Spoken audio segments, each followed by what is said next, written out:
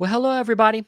It is I, Stephen Billings, and Mr. Andrew Cabral here. We are here for another Criterion Collection Blu-ray review. This time, we are in the month of October, and we have both gotten our little shipments of Criterions to talk about most recent releases. And Indeed. we got, between both of us, we got 3 of the new releases from this month.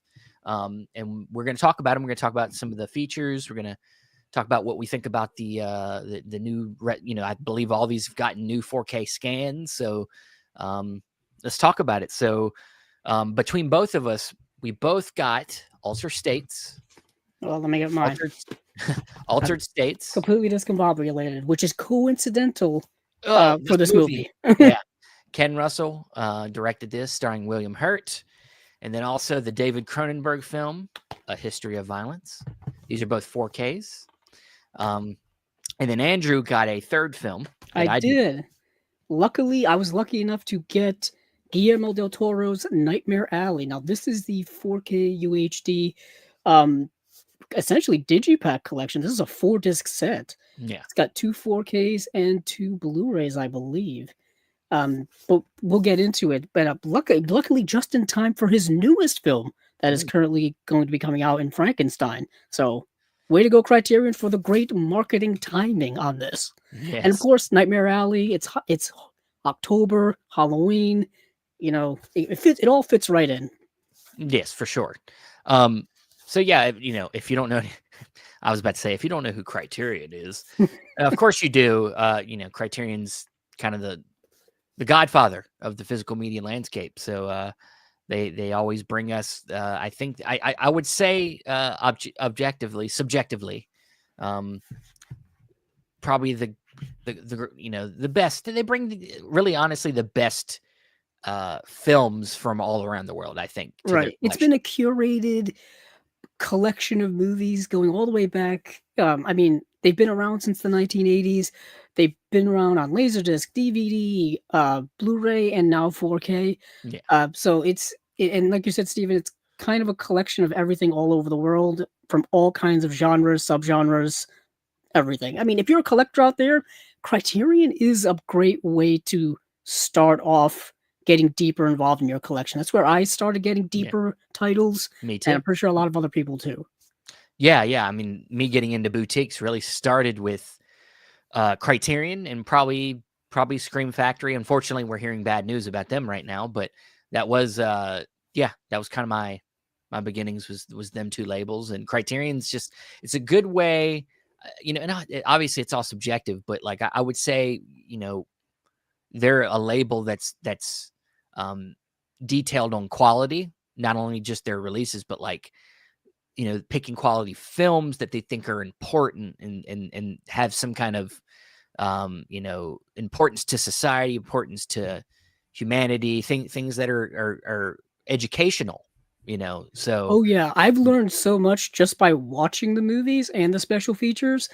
And I think this slate of releases from October is no exception to that, because we know things that we did not get, but that they did put out this month, like Twin Peaks Fire Walk with Me, that's David Lynch, getting into David Lynch's work. Eyes Without a Face, I think it's just a masterpiece of a movie. Yep. And then you get, 2 David Cronenberg films with The Shrouds that got a Criterion Premieres release. I wanted that. I got to get that. I got to pick that. And then, of course, A History of Violence, which is, honestly, another David Cronenberg movie. We'll get to, but I think, honestly, when I think back, I think it was like my first Cronenberg movie. I was actually just going to say this. I don't know if you want to talk. Let's talk about it now. Why not? Just talk about it. Yeah. Yeah, because for me, the way I got into David Cronenberg was through A History of Violence, and then the movie he did after this, Eastern Promises. Yes. So I didn't get into David Cronenberg traditionally the way other people did, with more of what he's known for, his body horror stuff, and then the weird surrealist type of stuff. And honestly, at the time, we didn't even realize it was David Cronenberg. We didn't know who David Cronenberg. I didn't know. I didn't know. Didn't know he was important. Just thought it was a guy. Yeah, I didn't know who David Cronenberg was when I first saw A History of Violence. Yeah. I will say this though. This 4K, for those of you discovering this movie for the first time and get to watch it in this format, lucky you, because I think it looks fantastic. It looks great. I think it's one of the best, I guess you could say, I mean, restorations of it's a a natural. It's a very naturalistic film. I mean, yeah, there's a yeah. little style in there, a little bit of style, but like it just I think it properly restores the movie and does not change the tone. Like sometimes these restorations, a filmmaker will come in, Coen Brothers, and change something about the movie to make the tone of the film different because this is how they wanted to do it years ago and they just couldn't do it. Well, you know what? That's the way you made the movie then, and you should just leave it the way it is. That's my thoughts, but whatever. Right. We've talked about that many, many times. And Now, there's a difference between that and like what Sean Baker does because he shot on like a digital tape, and he's then got to yeah, go back and do a substantial restoration yeah, work. that was because he didn't have what he needed at the time. Literally, like he was shooting on tape and it was like bad, like Yeah, quality, quality. like yeah. That's a But little bit different. Miller's Cross, Yeah, is cutting like out scenes and changing color palettes. It's kind of similar to what Wong Kar-wai did when they went back into the Wong yeah, Kar-wai set. People yeah. were not happy about that. You've talked about how they did that. They did a The little Matrix. The Matrix and stuff like that. Honestly, I went back and watched it again, and I'm like, you know what?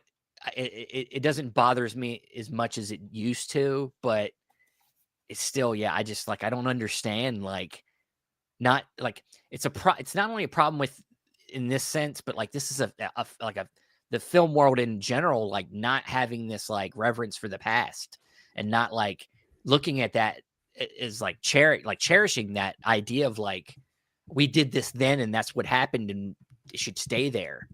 That's history. Let's not mess with it.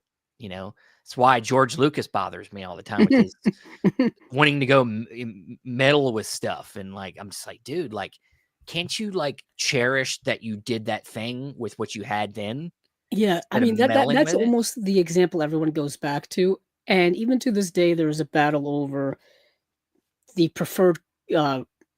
aesthetic and Yeah. just cuts of Star Wars. I know they're going to be re-releasing Star Wars, I think, for the first time in IMAX, and I heard they're going back to restore the original version of it. I don't know. That's always a pipe dream, I think, for a lot of Yeah. fans. Yeah. But what I will say about A History of Violence is this movie's celebrating coincidentally also its 20th anniversary. Came out in Yeah. 2005, Nice. which doesn't seem like that long ago, but it really is. And this movie for years had only been available on Blu-ray. I think a Blu-ray from the late 2000s. So obviously this needed some type of restoration. This needed some type of remastering, and indeed it did get it. Like you said, 4K digital restoration. The international cut, which was supervised by the director of photography Peter Suchitsky, and approved by director David Cronenberg. Yeah. Fortunately enough, Cronenberg is still around to do those things. Still making movies. Still making movies. Like we just talked about, The Shrouds, his most recent film. And what is also kind of great about this release, not only is that it is aesthetically pleasing, there are some special features here as well that I wanted to get into.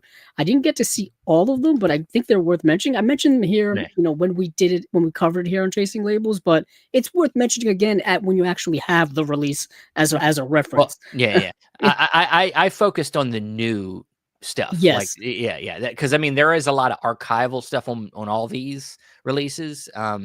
But and I guess that would be my one complaint is I felt like there's just not enough new in Yeah, these, I always want new stuff, you know, but at the very least, carry over the old stuff, they do, which is always an issue with several sometimes releases where you don't get everything from previous release that you have in your sure. collection. So then you got to be like, oh man, that sucks. I got to keep my old release. If you're a completionist like myself, but there is a new special feature on here, and that is, I think, an interview with the screenwriter Josh Olson. Yes. I just actually got done watching it and Nice. How he's was it? no, it's great. I mean, he talks about how he, was a big fan of the book and that he was like, he was told by his friend who was on the inside that he was not going to get this job to write this. And there was too many A-list screenwriters. And then every time he'd check in with them, he'd say, well, there's 3 other guys in front of you, blah, blah. Then he'd be like, well, there's one other guy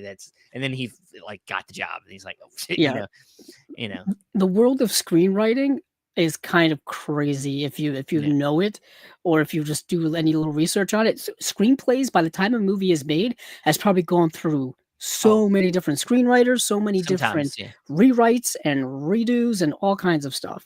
So sometimes even the person who gets the credit for the final screenplay, that may not actually be their screenplay by Yeah. that point, for all we know. Uh, but what I do really like about this movie, the screenplay is really, really good. It's such a tight 96-minute movie, Oh yeah. and it's so well acted. For those of you who've never seen this movie before, it's a set in a small town. I forgot where it is. I want to say the Midwest, and starring Viggo Mortensen. And by 2005, Viggo Mortensen was my guy because I was just Oh yeah. obsessed with Lord of the Rings, Yeah. Yep. and like that, like really put him. Like he had a career before Lord of the Rings, but then Sure. after that, he like I just wanted to see him in everything. You know, I wanted to see all the movies that he was in. I even went to the movie theaters to see Hidalgo, a movie Oh no yeah. one talks about. It's a horse movie, I got it, and man. I got it in my collection, man. I got it. yeah, I think I may have it as well. Um, but he is like this Midwestern guy who works at a diner, small town. He's got a family. He's married to Maria Well, Bello. they own the diner, don't they? I think they do own the Yeah. diner, Yeah. yeah. It's their But diner. he also works there as well. Yeah. And he just kind of living a small, simple life Yeah. until one day something happens, and perhaps he's not the guy we think he is, Well, or he said he okay, this isn't a spoiler, but it's right, because it's in the trailer, but a couple guys try to rob the diner, his diner, and he takes action and kills them. and he And gets on the so news. and then now he's visible to the outside world, and then so we start to learn slowly that maybe, like you said, he's not quite who we think he is. And you get this slow kind of mystery unfurling, Yeah, building and building. Ed Harris is in this film, and he's great and sinister in it. yeah. And yeah, I've always really, really liked this movie. I think it's one of David Cronenberg's best films. Yeah. I think what drew him to this, and the screenwriter talks about this, is the focus on character. It's a character movie, and it's a movie it's a meditation on violence. It's a meditation on different types of violence. Because not only is there the obvious like guns and beating up people for type of violence, but like sexual violence, there is in Mm, the movie as yes. well. There's and what violence does to people mentally over time, and like there's a lot packed in there that's on the outside. I think for people that are not looking at them themes, you can still really love this movie as just like kind of a cool thriller.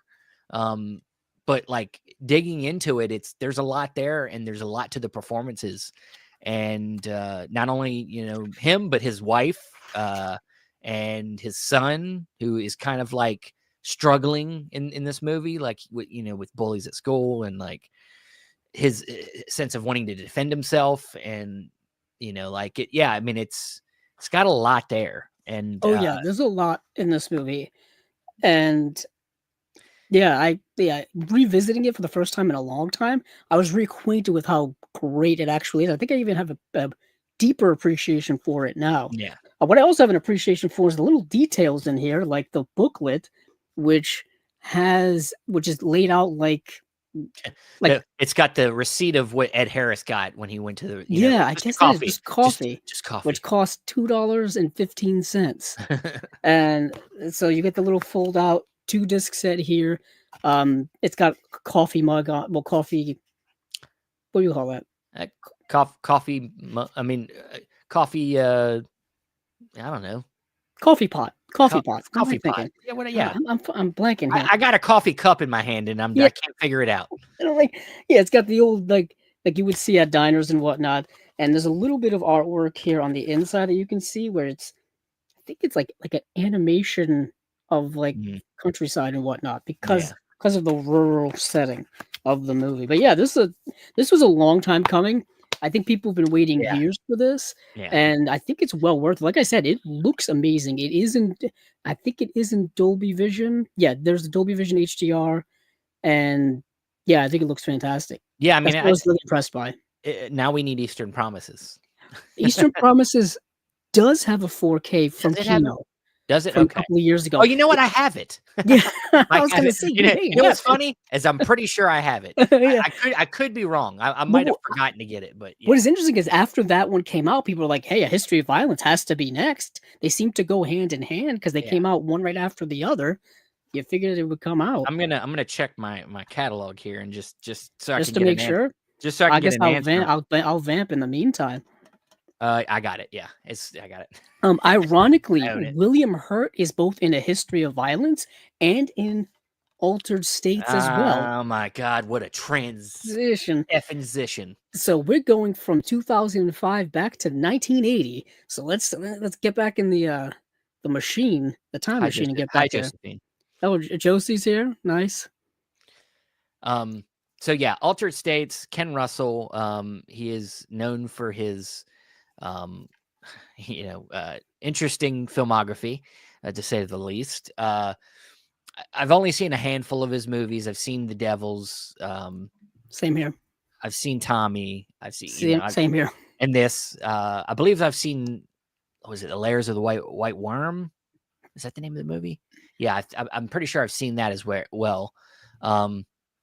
But this film, Altered States, it stars William Hurt, and he is this kind of eccentric, you know, intellectual. I mean, I guess he's a scientist. Is he a scientist? Yeah, he is. He's a Yeah, he's a scientist psycho scientist. working working at a university. I think he's mostly in the research Yeah, department like area. research. Like Yeah, I don't there's no scenes in this movie where he's teaching courses or anything like no, that. no. Maybe that's implied that he's also a professor and he's teaching as well as doing research. Oh, But he's either way, he's one of those who gets like grants to go and do yeah, research in other places and all this kind of stuff.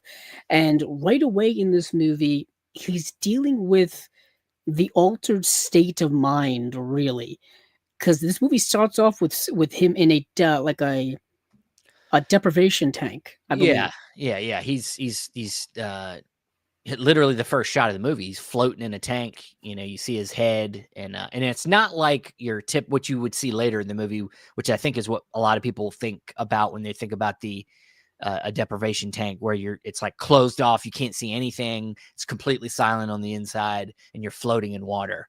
But yeah, I mean, he's working on that idea of when you get your brain gets completely shut off from everything, that you kind of go into this like state that allows your brain to kind of like see into your dream. Other It, I mean, realities, honestly, I mean, worlds. The it's movie's kind of, very ambiguous when yeah, it I was comes gonna to say it's that. very loose with what it's actually saying that he's saying. Like, it seems to me that he's seeing almost within his own like his own genes, like like his own the genes, his DNA, like it's going back in time through his Yeah, DNA in a yeah, way. it's dealing with kind of just genetic transformation via the mind. Yeah, And the movie is definitely gets gradual, more of that as the movie goes along without spoiling it.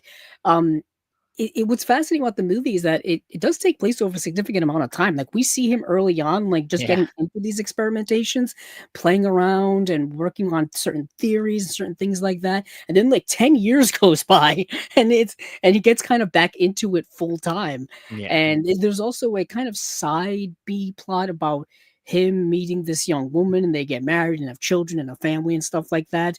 But the bulk of the movie, I think what's really important about the movie later on is that stuff is important because of it ties you to certain humanity of the basic human traits, if yeah, you will.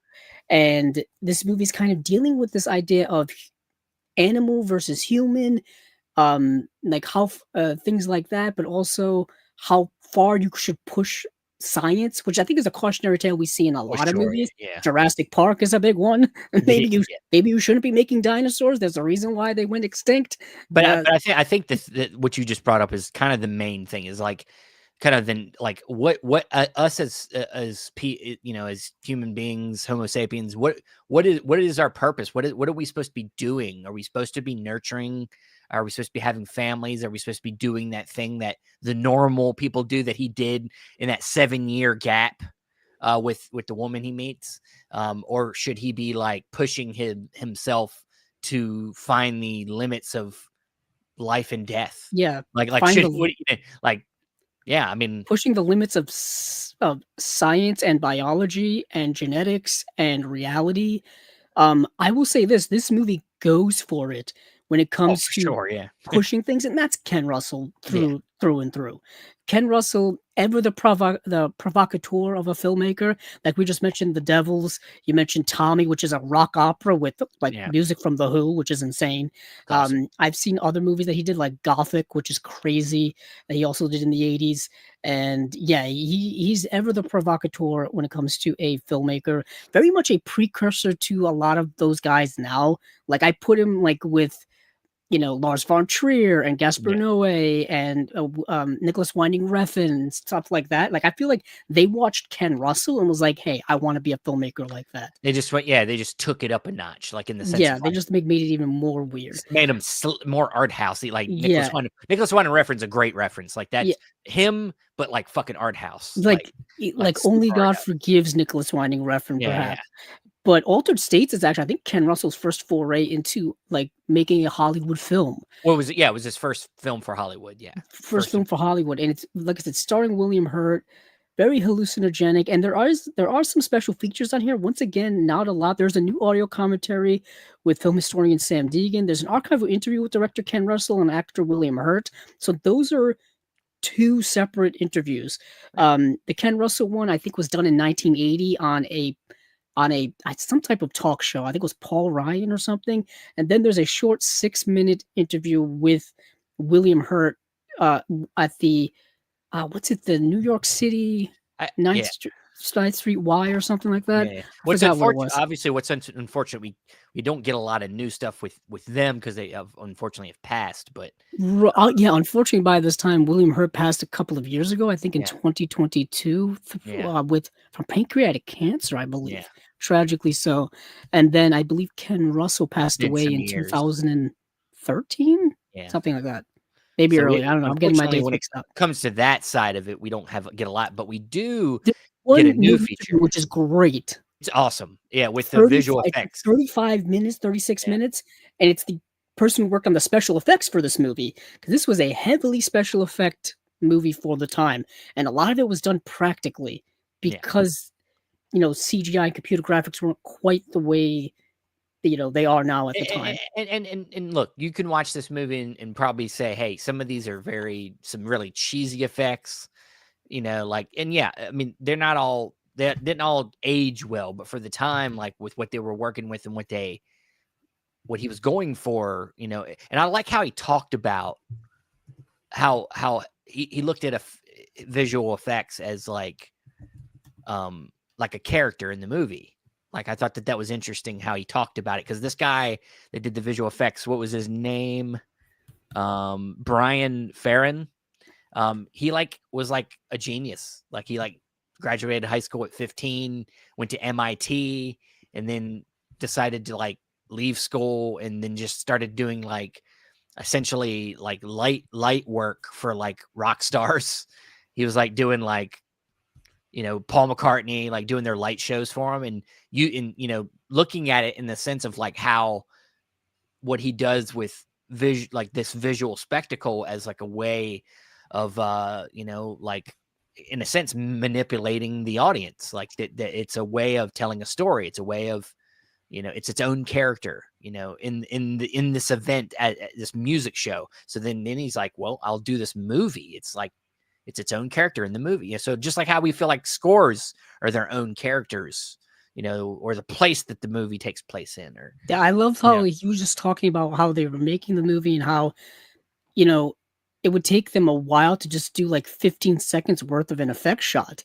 It would take them like 2 days worth of production to do like 15 seconds. And it's like, how do you tell the studio that? Because because there's it, so yeah, the way in which the movie is kind of edited and spliced up is that as the film goes along, William Hurt's mind is kind of like gets more and more deteriorated. So he's getting these flashes of these this these things that we have no idea what they are. They're just was so random. this was his debut, wasn't it?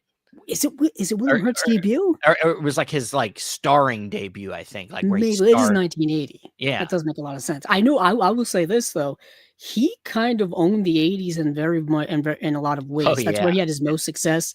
That's where he won an Oscar and was nominated a few times for several Oscars and stuff like that. Coincidentally, Kiss of the Spider Woman, which Criterion is putting out in January, he won an Oscar for that movie, Yeah. which came out a few years after this. We starred alongside Raul Julia. I just talked about it this past episode of Chasing Labels, and yeah, he was a big star in the '80s. William Hurt was. So type of weird, crazy role is rather interesting. So yeah, this was his film debut. Wow, Yeah. what a crazy way to start He your did. career in a Ken Yeah, Russell film. he done a few TV shows, but then this was his first film. Yeah. Yeah. A year later, he would do Body Heat.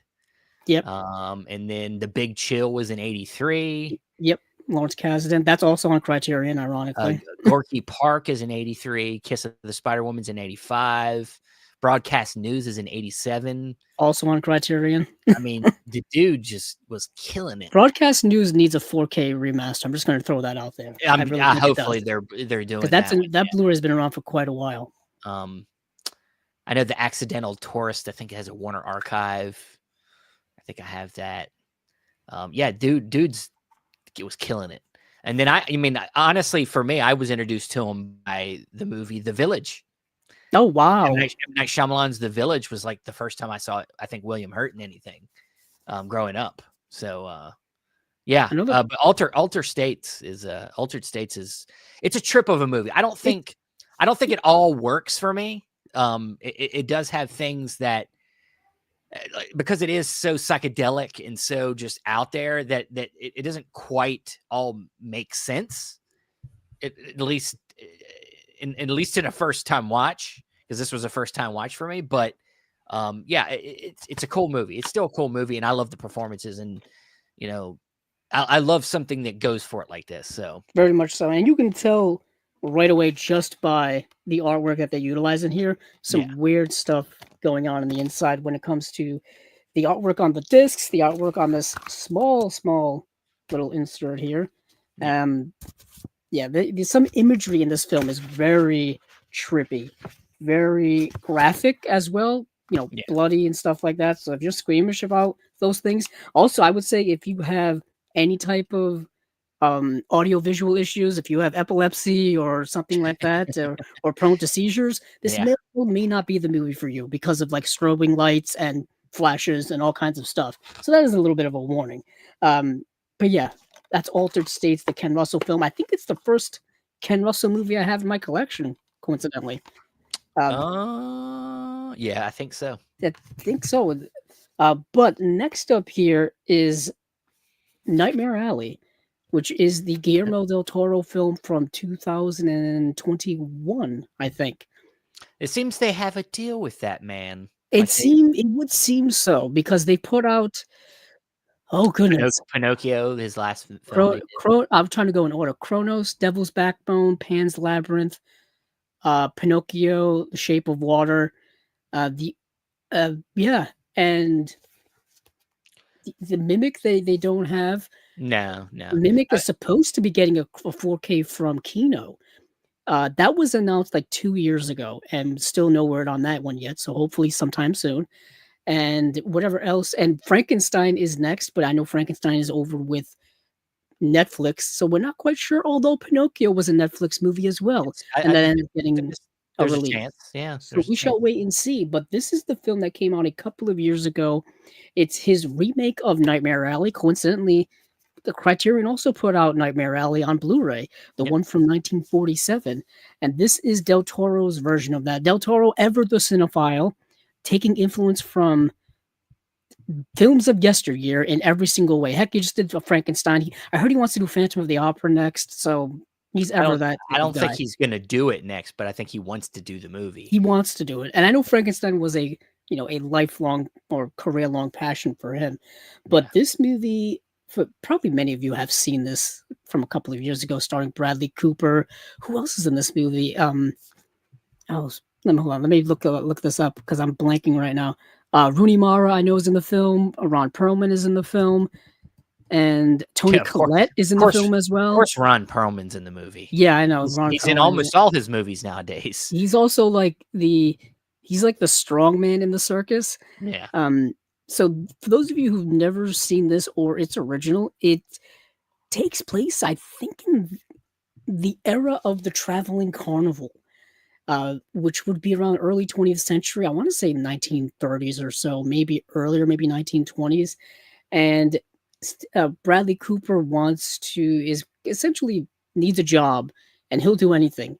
And he ends up joining this traveling carnival, this traveling circus, and he gets involved with all of these people, and he starts doing an act of one of those people who can um how do you say this, like predict things, a fortune teller, if you Teller. will. Yeah. Not an illusionist, but I forgot what the actual proper terminology is called. Like a psychic? Like what do you Kind of mean? like a psychic, where like he say, okay, so this person here is, you're thinking about somebody whose name begins with a B, and they'll be like, oh, how did you know? And but So this movie kind of shows you that it's all trickery, it's all yeah, yeah. BS, it's all nonsense. Well, It just there's people planted in the crowd there's that people planted in the crowd. There's people who are like underneath the stage who are feeding you information to say and stuff like that. And it's all an illusion. It's all a game. It's all a carnival ride. It's all whatever. And what happens is Bradley Cooper starts doing that, starts doing that, that act, and again he becomes better and better at it. He starts getting into relationships with various people within the carnival itself, and then he eventually goes on and does his own act by himself along with another person. They kind of leave the show and go on, and the movie, he kind of gets deeper and deeper involved in things. His ego kind of takes over and kind of blinds him to a lot of the other things that are going on around him. Needless to say, it's a dark trip down a character's journey. And what is always evident with Guillermo del Toro's work is the aesthetic, the tone, the vibe. His set directions are amazing, especially for a period piece. And especially what's interesting with this release here is it has two cuts of the movie. It's got the extended director's cut, which is 159 minutes long, and it's in black and white. And I know that was only done in special screenings um, after the theatrical version came out in late 2021. And then there's, of course, there's the regular theatrical cut, which everyone's probably seen before. Many of you actually may already have it on Blu-ray or 4K in your collection because it came out, I think, through Disney, I want to say, because by that point, Disney had already acquired 20th Century Fox and were already putting out their movies, I think, on physical media. But what is unique to this, I think it's the first time the extended director's cut it has been put on disc, and that's the cut that I actually watched. Now I couldn't quite tell what the difference between the 9 minutes from the theatrical cut to the director's cut. All I know is that the black and white aesthetic is very lush, very beautiful, very gorgeous in 4K. Like it looks amazing. You get all the great extra shadow work in there as well. And like I said, this is a very impressive edition. Let me open it up here because it is 4 discs. You get two 4Ks and two Blu-rays plus a little insert here with a little "Examine Thyself, Sinner," a little pamphlet, if you will, which has like production notes and special thanks on the back. But like I said, I believe it's two Blu-rays, two 4Ks, great artwork on the inside. There's inner artwork as well. It's all very like cryptic, like manipulative type of artwork, and I'm dropping things. But like I said, rewatching the movie after not seeing it after a few years, I was very much was similar to A History of Violence, reacquainted with how great it is. And I remember when this movie was announced and all the marketing behind it, people were hyped for it, very much hyped for it. Because it's Del Toro, I feel like every time Del Toro puts out a new movie, there's this extra energy or fervor around it. People are excited to see it, excited to talk about it. And I think what is also really cool is that Del Toro is, I think, one of our most accessible filmmakers. Like, he loves talking about not only his movies, but movies that he loves and just movies in general. He's one of those like yeah. super cinephile filmmakers like Martin Scorsese, like Quentin Tarantino. There actually aren't as many of them as you would think. Because I just don't, sometimes filmmakers don't like to talk at all, so, and let alone talk about their influences and what they love and don't love. But this also has some special features too, which I will get into now. So there is a new audio commentary on the director's cut by Del Toro himself. new documentary on the film's performances, visual language, costume and production design, and score, new intro by Del Toro on the different versions of the movie, and new conversation between Del Toro, actor and producer Bradley Cooper, and then new conversation between Del Toro and co-screenwriter Kim Morgan. Um, I love hearing Del Toro talk. Like I just said, I can listen to that guy talk about anything. Sometimes I'll find clips on like Instagram or TikTok, and it'll just be him at a Q&A or doing an interview of him just talking about random things about movies, and I will listen to it every single time. Um so as much new stuff as we can get about him talking, I want. And I love the fact that like all of his movies are getting Criterion releases, like we just said. I like going on the shelf and it's like all of his stuff is there. What we do need, Pan's Labyrinth needs to get a 4K re-release from Criterion. It's got one already, I think, from Sony, but I need it on Criterion just so I can have them all because I know they just did Chronos. I feel like they're going to do Devil's Backbone, if not already, and then Pan's Labyrinth, which I think may be his masterwork of all of his stuff. I don't know how you feel about that, Steven. Yeah, I mean, I think so. Yeah, I mean, there is something. Some would debate that there is some things lacking in his American films versus, Spanish language films. I would say. I mean, I think when you look at his Spanish language films, there's a little bit more political edge to it. Especially Pan's Labyrinth. That whole movie Yeah, is yeah. political allegory to the Spanish Civil War. Yeah, there's a little bit more of a personalness to it versus like he does his American films. They're more nerdy. Like they're but like Pacific Rim. That's his. Ironically, that's probably his like homage to kaiju films like Yeah. Godzilla and Gamera and King Kong. But it's like pure blockbuster. I think his influences are so much more obvious in his American movies versus his Spanish language film. Like Hellboy is obviously just a comic book, and it's right. I would say like out of his American films, I mean like Shape of Water is great. Hellboy 2 might be his best movie, American language film. I know that's probably a hot take, but I don't. You would think that would be a hot take, but people really love that sequel. That second Hellboy is good, but Pan's Labyrinth is probably still his I would think his all around best movie. I've seen this film. I saw it in theaters when it came out. I liked it. Ending's the better ending over the original. Like they changed the ending to the original ending that I think the book had. So yeah, I mean that's the one major thing I think that's better about this version versus the original with Terrence Power. But it is a little on the long side.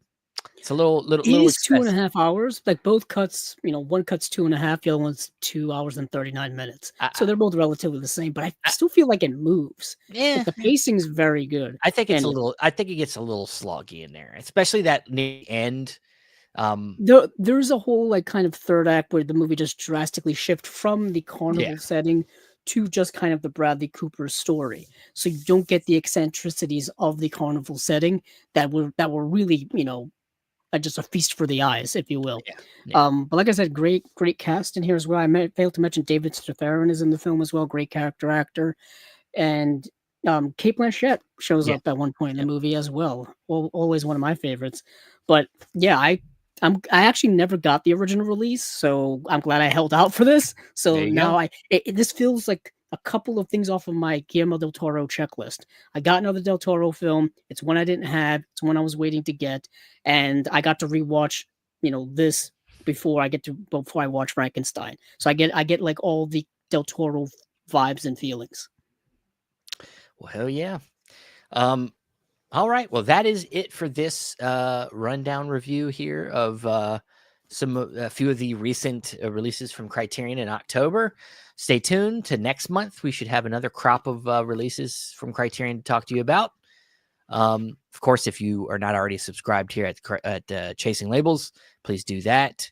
We got other shows. We, of course, have the main Chasing Labels podcast that Andrew does, talking about announcements of physical media from the last couple weeks. Of course, the Unwatched pile, which will be live tomorrow night We'll have me and Andrew talking about a couple recent releases and matching that with a film we've already seen. And then we're going to have a special segment where we talk about Halloween movie marathon. So be ready for that. And yeah, that's the most recent stuff coming up. So this also be, well, this won't be on audio, but Unwatched Pot will be. All right, guys, that's it. This Criterion Blu-ray review, and we'll see you around.